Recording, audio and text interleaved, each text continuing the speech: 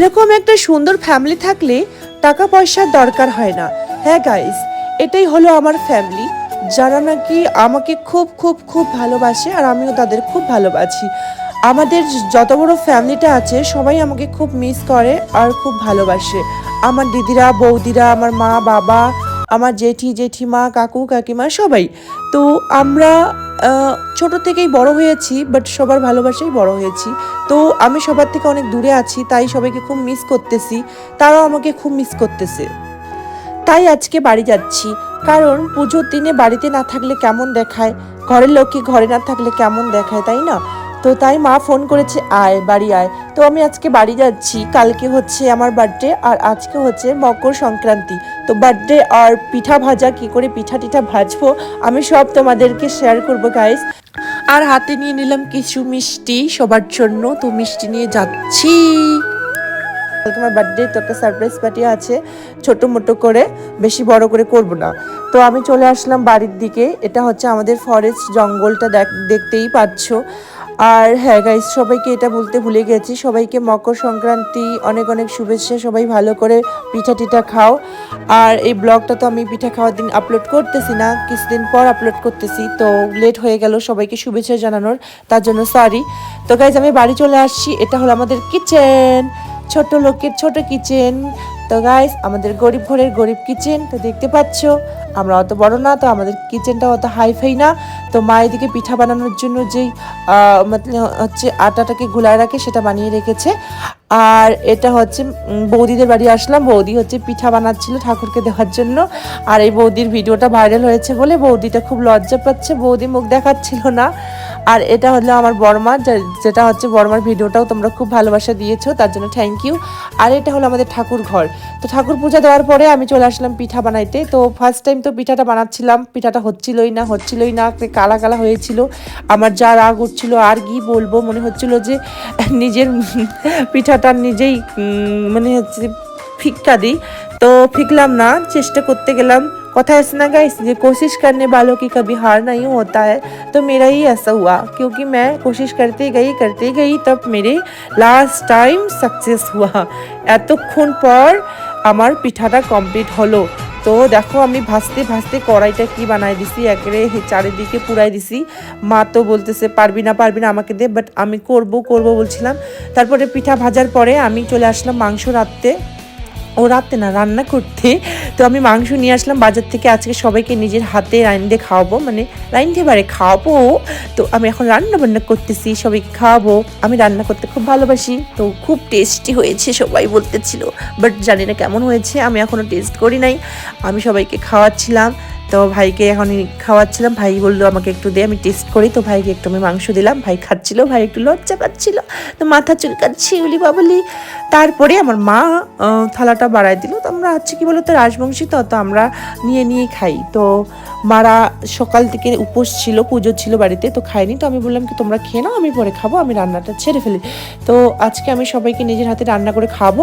আর আমার বাড়িতে আসছে দুইটা গেস্ট, পলাশ আসছে আর সঞ্জয়। তো পলাশের সাথে দেখা করাই, এটা হলো পলাশ।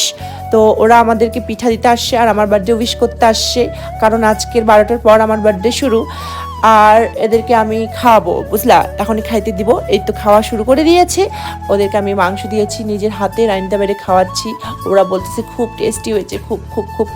তো তাতে আমি খুব খুশি হয়ে গেলাম, কারণ আমি এত টেস্টি রান্না করতে পারি না, বাট আজকে খুব টেস্টি হয়েছে। তারপর খাওয়া দাওয়া কমপ্লিট করে আমরা চলে আসলাম আগুন তাপাইতে, কারণ আমরা রাজবংশী, তো আমাদের এটা থাকেই বাড়িতে, কারণ ঠান্ডার সময় শীতকালে আমরা এই আগুনটা তাপাই। তারপর আগুন তাপানোর পর চলে আসলাম আমরা ঘরে, সবাই শুতে। তো এখানে মা বাবা টিভি দেখছিল, তো মার সাথে আর বাবার সাথে একটু মজা করছিলাম। বাবাকে বলছিলাম বাবা ভাইরাল হয়ে কেমন লাগতেছে, তো বাবা কি বললো শোনো। লাভ ইউ মা আর লাভ ইউ বাবা, তারা আমাকে খুব সাপোর্ট করে, খুব খুব খুব। তো মার কথা শোনো। মা তুই এত সুন্দর কেন, তোর স্কিন গ্লো দিছে কি দেয়, কি মাখাচ্ছিস তুই?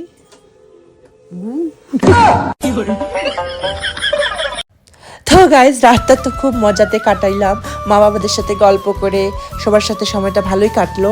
তারপর হয়ে গেল সকাল থেকে আমরা 3জন বেরোইলাম মানে হচ্ছে একটু হাঁটাচলা করছিলাম, মর্নিং ওয়াক করছিলাম, তো উঠেই চলে গেলাম বাগানের ওই দিকে।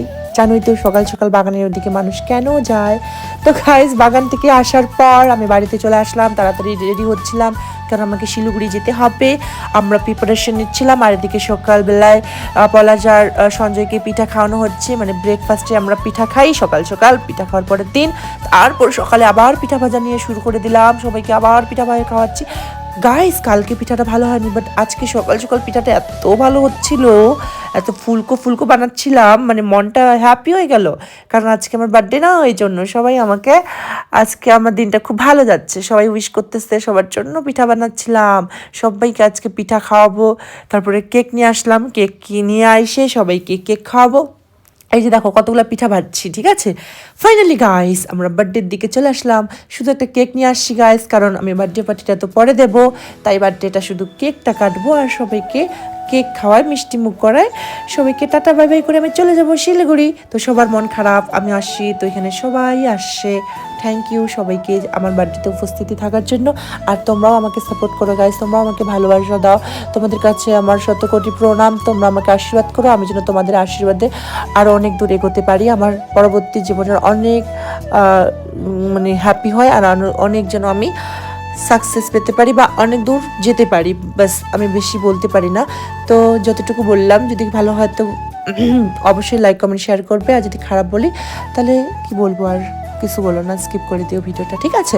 তো এখানে সবাই মিলে আমরা বার্থডে পার্টি সেলিব্রেশন করতেছি, ও যাই হোক অনেক পার্টি করতেছি, তো এখানে পার্টি করতেছি।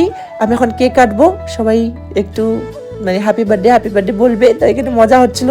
এই যে মানে হচ্ছে মমটা জ্বালাচ্ছিলাম, মমটা জ্বললো না, তারপরে একটা বাজি নিয়ে আসছি, বাজিটাও জ্বালাইলাম, জ্বললো না। তো এখানে সবাই আমাকে হ্যাপি বার্থডে জানাচ্ছে, সবাই খুব খুব খুব ভালোবাসা দিছে, আর সবার মন খারাপ, আমি শিলিগুড়ি চলে যাব। তো সবাই উপস্থিত আছে এখানে, মা বাবা, তারপরে আমার পিসি, মানে পুচকিরা, এরা হচ্ছে সব আমার ফ্যামিলি, জেঠু আমাদের নিজের বংশের, এটা সবাই আমার পরিবারের লোক।